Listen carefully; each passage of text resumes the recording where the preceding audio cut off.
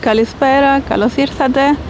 Σήμερα είμαστε στο Βερολίνο και θα μιλήσουμε για την ανακύκλωση των σκουπιδιών, των απορριμμάτων.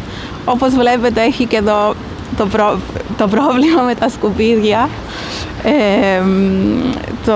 Ο κάδος είναι εκεί, αλλά τα σκουπίδια είναι παντού.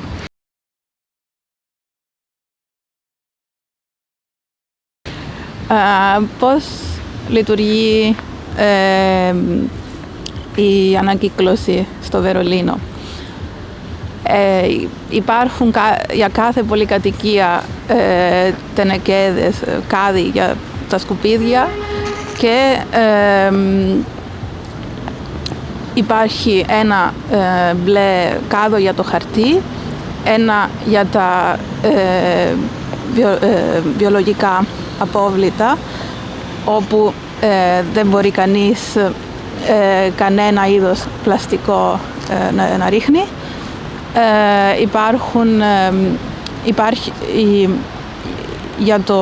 Για το γυαλί υπάρχουν 3 κάδοι, γιατί το γυαλί το παίρνουν, εξαρτάται με το χρώμα. Υπάρχει καφέ γυαλί, πράσινο και άσπρο.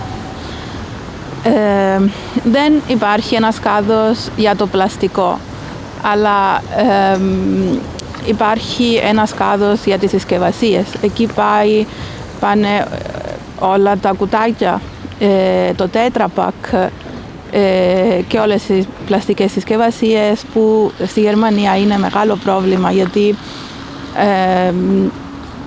και πολλά εστιατόρια, πολλά μαγαζιά προσπαθούν να χρησιμοποιήσουν χάρτινα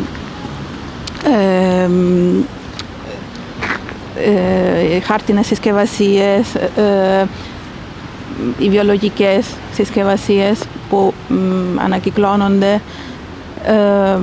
Υπάρχει ακόμα πάρα πολύ πλαστικό, καμιά φορά που δεν έχει ανάγκη κανείς, άλλες φορές που χρειάζονται, ας πούμε, για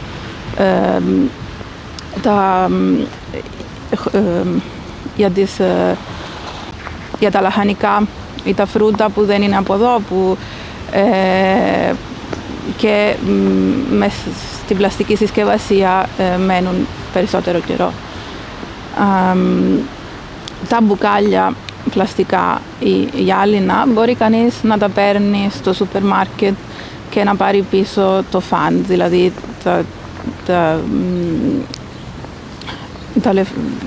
ό,τι πληρώνει κάποιος για το μπουκάλι όταν αγοράζει ένα αναψυκτικό ή το νερό.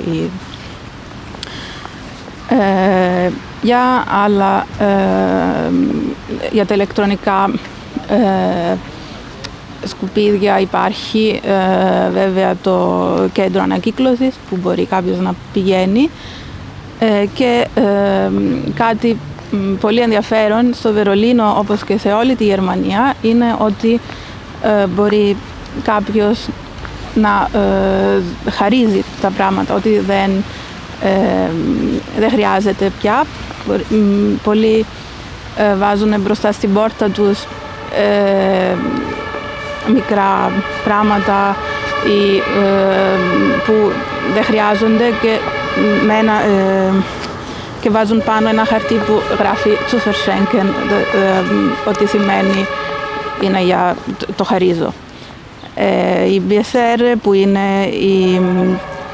έχει βάλει στην ιστοσελίδα της ένα χώρο όπου μπορεί ο κόσμος να χαρίσει ή να ανταλλάξει πράγματα που δεν χρειάζεται και μπορεί